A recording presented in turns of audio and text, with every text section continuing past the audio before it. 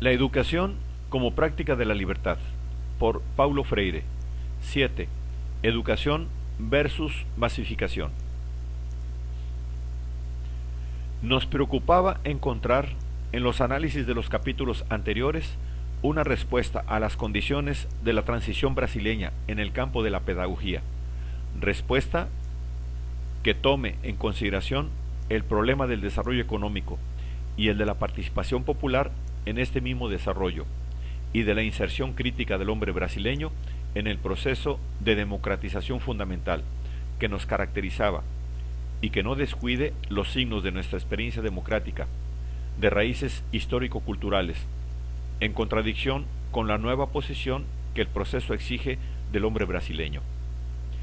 Estábamos y estamos convencidos de que la contribución del educador brasileño a su sociedad en nacimiento, frente a los economistas, los sociólogos, como todos los especialistas que buscan mejorar sus pautas, habría de ser la de una educación crítica y criticista, de una educación que intentase el pasaje de la transitividad ingenua a la transitividad crítica, ampliando y profundizando la capacidad de captar los desafíos del tiempo, colocando al hombre brasileño en condiciones de resistir a los poderes de la emocionalidad de la propia transición, armarlo contra la fuerza de los irracionalismos, de los que era presa fácil, en la posición transitivamente ingenua.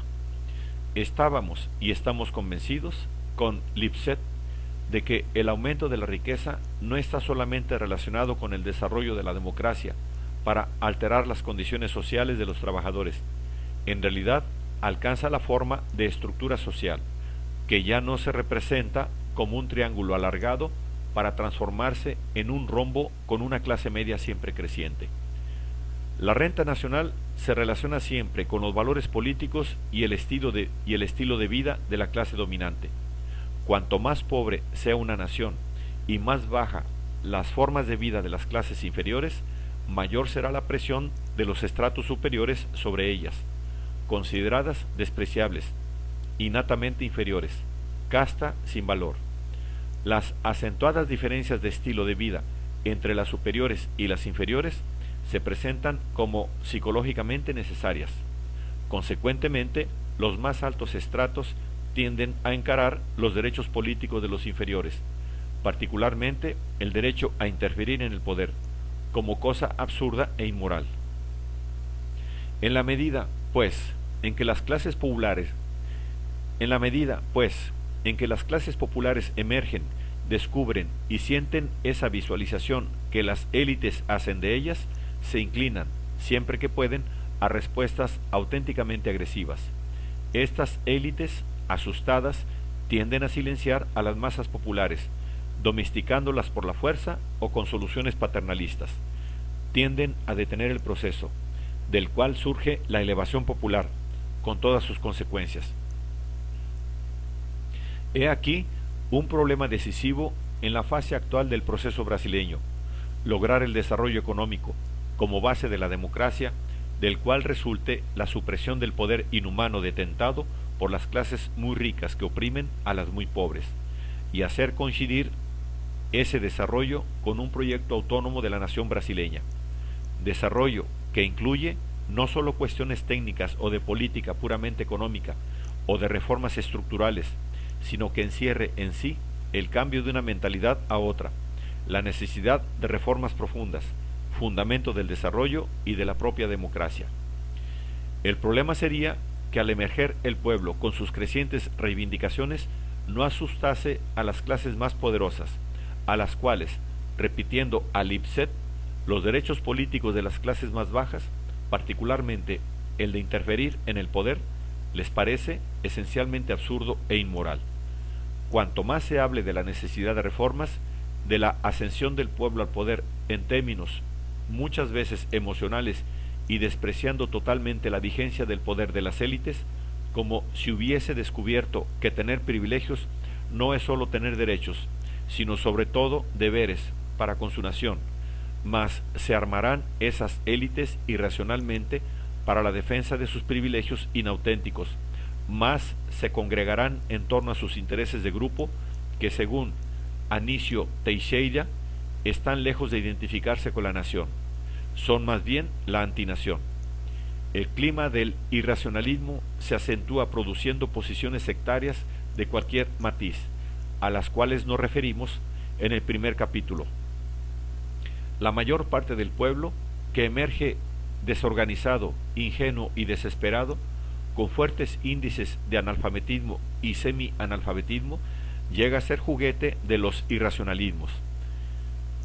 Y la clase media, siempre buscando la ascensión y la obtención de privilegios, temiendo naturalmente su proletarización ingenua y emocional, veía en la concienciación popular una amenaza para su paz. De ahí su posición reaccionaria frente a este nuevo proceso. Y cuanto más sentíamos que el proceso brasileño, en el juego cada vez más profundo de sus contradicciones, llegaba a posiciones irracionales y anunciaba un nuevo retroceso, más nos parecía imperiosa una amplia acción educativa crítica. Tenemos que convencernos de esta obviedad. Una sociedad que venía y viene sufriendo alteraciones tan profundas y a veces hasta bruscas, y en la cual las transformaciones tienden a activar cada vez más al pueblo, necesita una reforma urgente y total en su proceso educativo, una reforma que alcance su propia organización y el propio trabajo educacional de las instituciones, sobrepasando los límites estrictamente pedagógicos. Necesita una educación para la decisión, para la responsabilidad política y social. En este sentido, Mannheim hace afirmaciones que se adecúan a las condiciones que comenzábamos a vivir. Dice textualmente: pero en una sociedad en la cual los cambios más importantes se producen por medio de la liberación colectiva y donde las revaloraciones deben basarse en el consentimiento y en la comprensión intelectual, se requiere un sistema educacional completamente nuevo, un sistema que concentre sus mayores energías en el desarrollo de nuestros poderes intelectuales y dé lugar a una estructura mental capaz de resistir el peso del escepticismo y hacer frente a los movimientos de pánico cuando llegue la hora del desprendimiento de muchos de nuestros hábitos mentales. Si no viviéramos aún una fase como la que ya resaltamos, en la cual los cambios más importantes se hiciesen por medio de la liberación colectiva, el creciente ímpetu popular nos llevaría a este punto, si no hubiese involución en él que lo hiciese más emocional que crítico. Una de las preocupaciones fundamentales, a nuestro juicio, de una educación para el desarrollo y la democracia debe ser proveer al educando de los instrumentos necesarios para resistir los poderes del desarraigo frente a una civilización industrial que se encuentra ampliamente armada como para provocarlo, aun cuando esté armada de medios con los cuales amplíe las condiciones existenciales del hombre. Una educación que posibilite al hombre para la discusión valiente de su problemática, de su inserción en esta problemática, que lo advierta de los peligros de su tiempo para que, consciente de ellos, gane la fuerza y el valor para luchar, en lugar de ser arrastrado a la perdición de su propio yo, sometido a las prescripciones ajenas. Educación que lo coloque en diálogo constante con el otro, que lo predisponga a constantes revisiones, a análisis críticos de sus descubrimientos, a una cierta rebeldía, en el sentido más humano de la expresión, que lo identifique, en fin, con métodos y procesos científicos. Frente a una sociedad dinámica en transición, no admitimos una educación que lleve al hombre a posiciones quietistas, sino aquellas que lo lleven a procurar la verdad en común, oyendo, preguntando, investigando. Solo creemos en una educación que haga del hombre un ser cada vez más consciente de su transitividad, críticamente, o cada vez más racional.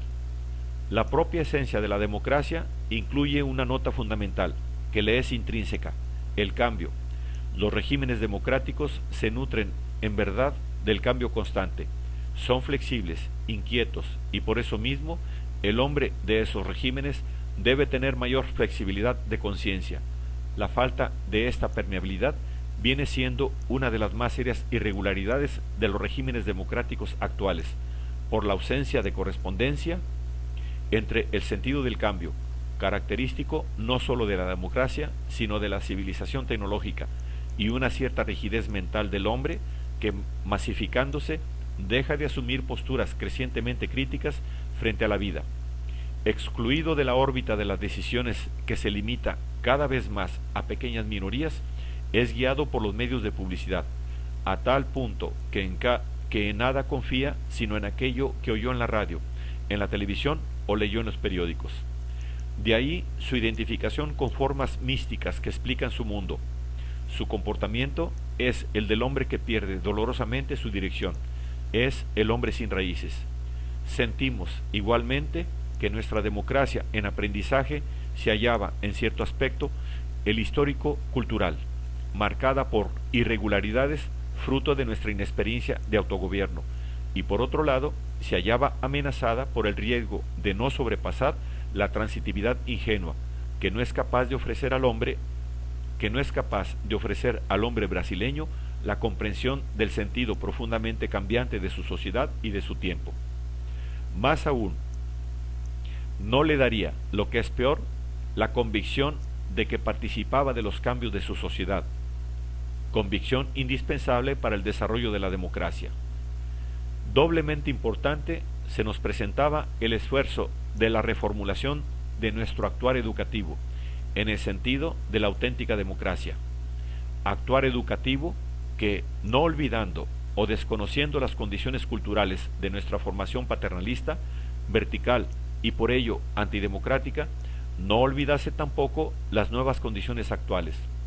Por otro lado, condiciones propicias al desarrollo de nuestra mentalidad democrática, que no estuviesen distorsionadas por los irracionalismos, ya que las épocas de cambios rápidos corresponden a una mayor flexibilidad en la comprensión que tenga el hombre, que lo puede predisponer a formas de vida más elásticamente democráticas.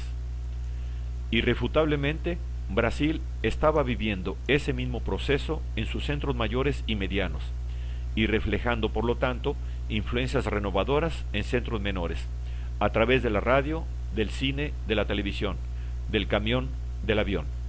Momento en el cual la transitividad de la conciencia se asociaba a fenómenos de rebelión popular, uno de los síntomas más promisorios de nuestra vida política. Agreguemos que al defender y aún enaltecer el proceso de rebelión del hombre brasileño, no estamos pretendiendo una posición espontánea del hombre en rebelión. Entendemos la rebelión como un síntoma de ascensión, como una introducción a la plenitud. Por eso mismo es que nuestra simpatía por la rebelión no podría radicar nunca en sus manifestaciones preponderantemente pasionales. Por el contrario, nuestra simpatía está sumada a un profundo sentido de responsabilidad que siempre nos llevó a luchar por la promoción impostergable de la ingenuidad crítica, de la rebelión en inserción. Nos convencemos cada vez más de que para lograrlo el hombre brasileño tendría que ganar su responsabilidad social y política, viviendo esa responsabilidad, participando, ganando cada vez mayor injerencia en los destinos de la escuela de su hijo, en los destinos de su sindicato, de su empresa, a través de gremios, clubes, consejos, ganando la injerencia en la vida de su barrio, de su iglesia, en la vida de su comunidad rural, en la participación activa en asociaciones, en clubes, sociedades benéficas. Así iríamos ayudando al hombre brasileño en el clima cultural de la fase de transición a aprender democracia, en la propia vivencia de la misma. Es verdad que existe un saber que se ofrece al hombre experimentalmente, existencialmente. Este es el saber democrático. Muchas veces nosotros los brasileños pretendemos, en la insistencia de nuestras tendencias verbosas, transmitir al pueblo esta sabiduría nacionalmente, como si fuese posible dictar cátedra sobre democracia y al mismo tiempo considerarnos como si fuese posible dictar cátedra sobre democracia y al mismo tiempo consideramos absurda e inmoral la participación del pueblo en el poder. De ahí la necesidad de una educación valiente, que discuta con el hombre común su derecho a aquella participación, una educación que lleve al hombre a una nueva posición frente a los problemas de su tiempo y de su espacio, una posición de intimidad con ellos, de estudio y no de mera, peligrosa y molesta repetición de fragmentos, afirmaciones desconectados de sus mismas condiciones de vida. Educación del yo me maravillo y no sólo del yo hago. Vital, no sólo aquella que insiste en la transmisión de lo que Whitehead llamaba inner ideas, ideas inertes, quiere decir ideas que la mente se limita a recibir sin que las utilice, verifique o transforme en nuevas combinaciones. No hay nada que contradiga y comprometa más la superación popular que una educación que no permita al educando experimentar el debate y el análisis de los problemas y que no le propicie condiciones de verdadera participación. Vale decir, una educación que lejos de identificarse con el nuevo clima para ayudar a lograr la democratización, intensifique nuestra inexperiencia democrática alimentándola. Educación que se pierde en el estéril palabrerío, hueco y vacío. Palabrerío que estimula la palabra fácil. Generalmente, cuando se critica nuestra educación, nuestro apego a la palabra hueca, a la verbosidad, se dice que su pecado es ser teórica. Se identifica así, absurdamente, teoría con verbosidad. Verdaderamente es teoría lo que nosotros precisamos. Teoría que implique una inserción en la realidad, en un contacto analítico con lo existente, para comprobarlo, para vivirlo plenamente, prácticamente. En este sentido, teorizar es contemplar, no en el sentido distorsionado que le damos de oposición a la realidad, de abstracción. Nuestra educación no es teórica porque le falta ese apego a la comprobación, a la invención, al estudio.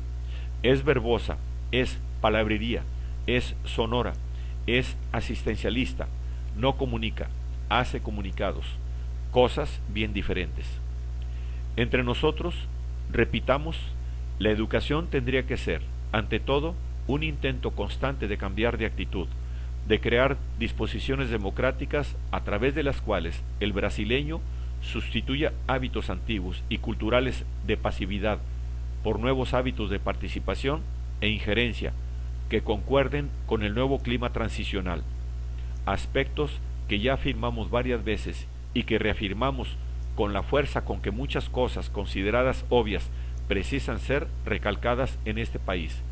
Aspecto importante de nuestro actuar educativo, ya que, si bien faltaron condiciones en nuestro pasado histórico-cultural que nos dieran, como a otros pueblos, hábitos política y socialmente solidarios, para hacernos más auténticos dentro de la forma democrática de gobierno, solo nos resta aprovechar las nuevas condiciones del actual clima, favorables a la democratización, para apelar a la educación como acción social, a través de la cual poder dar al brasileño esos hábitos.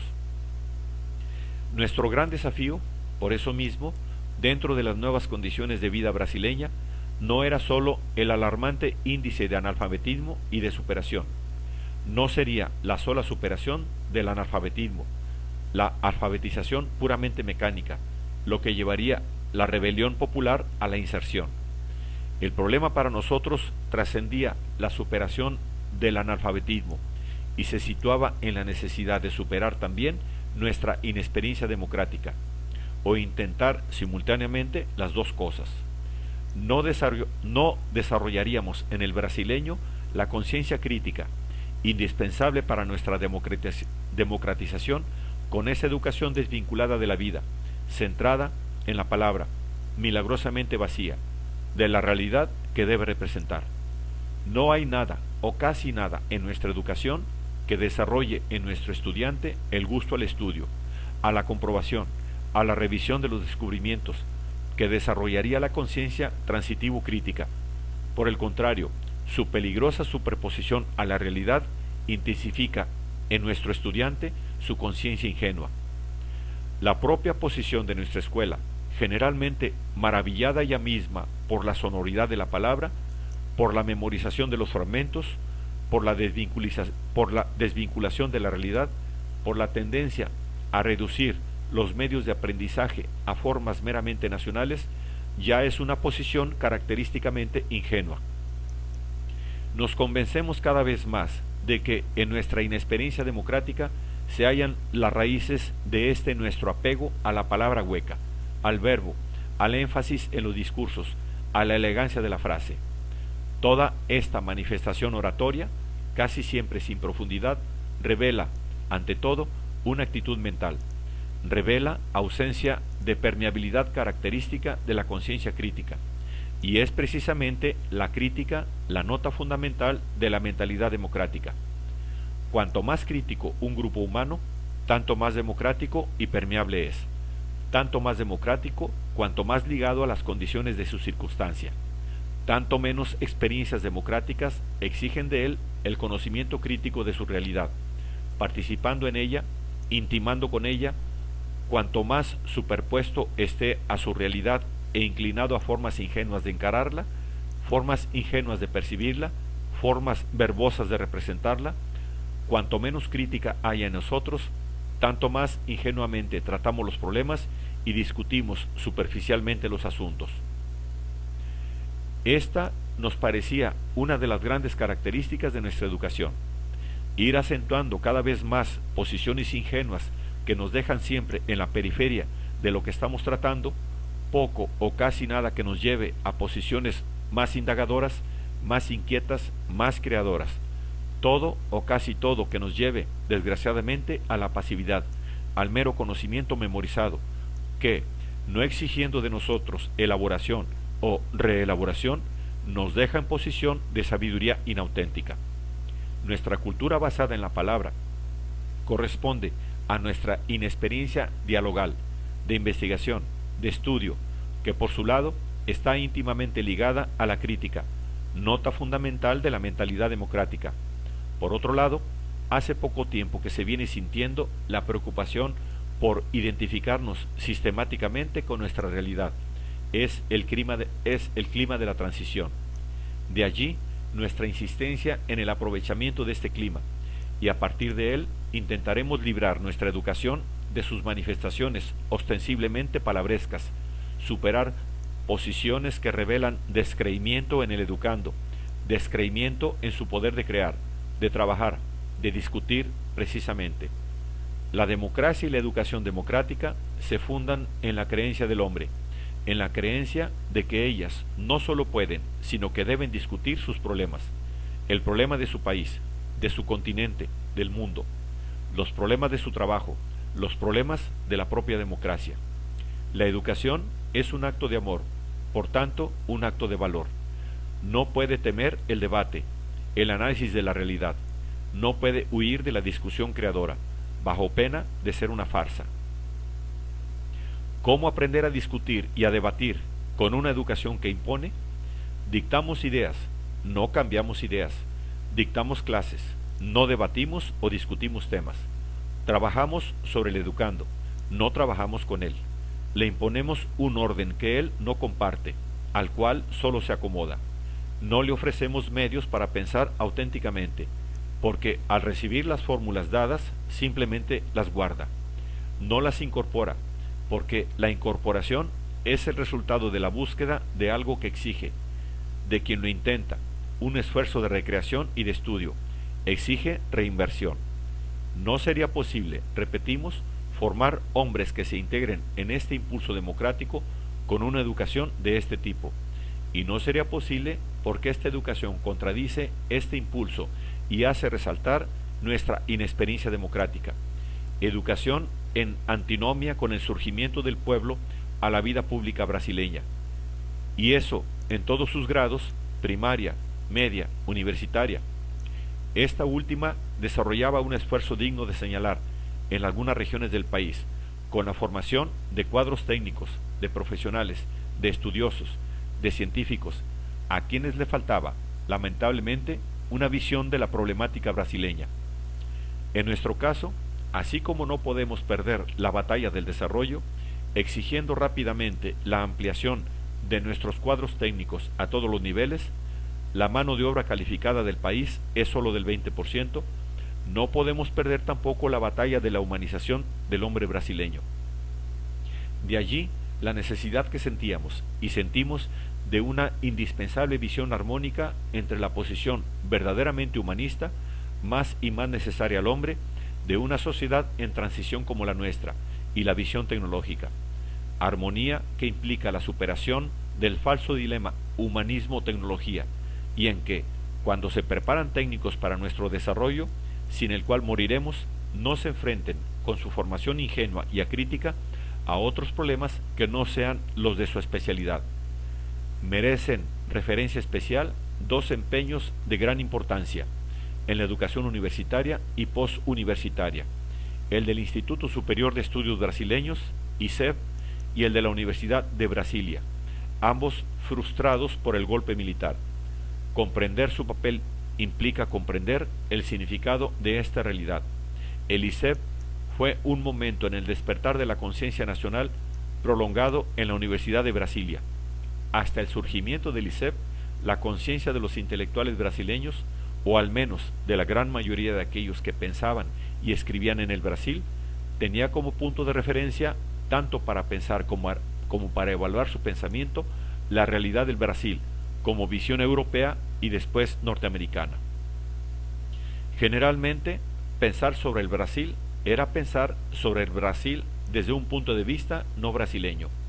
Se juzga el desarrollo cultural brasileño según criterios y perspectivas en los cuales el país era necesariamente un elemento extranjero. Es evidente que era este un modo de pensar fundamentalmente alienado. De allí la imposibilidad de un compromiso. El intelectual sufría nostalgias, vivía una realidad imaginaria que él no podía transformar, poniendo límites a su propio mundo, enojado contra él. Sufría porque el Brasil no era idéntico a aquel mundo imaginario en el cual vivía.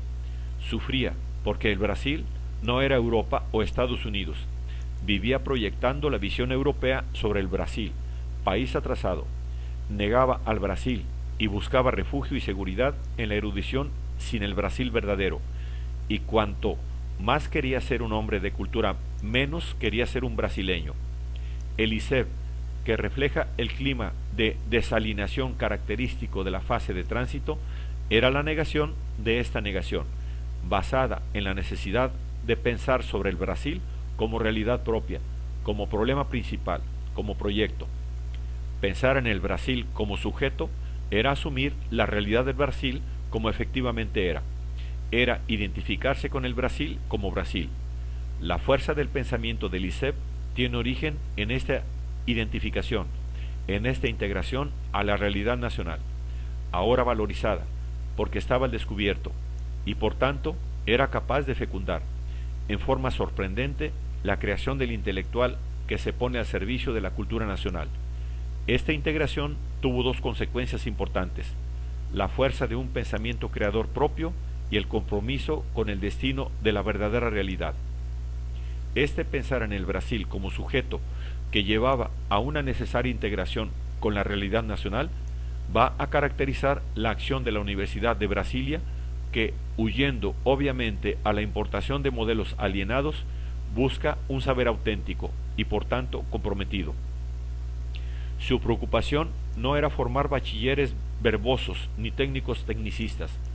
Insertándose cada vez más en la realidad nacional, su preocupación era contribuir a la transformación de la realidad, con base en una verdadera comprensión de su proceso. Su influencia y la del ISEB pueden ser comprendidas como resultado de la identificación con el despertar de la conciencia nacional, que busca la conquista del Brasil como tarea de transformación. En este sentido, el mensaje de ambos continúa, como también la tarea del intelectual y de la juventud brasileña, del pueblo brasileño en general.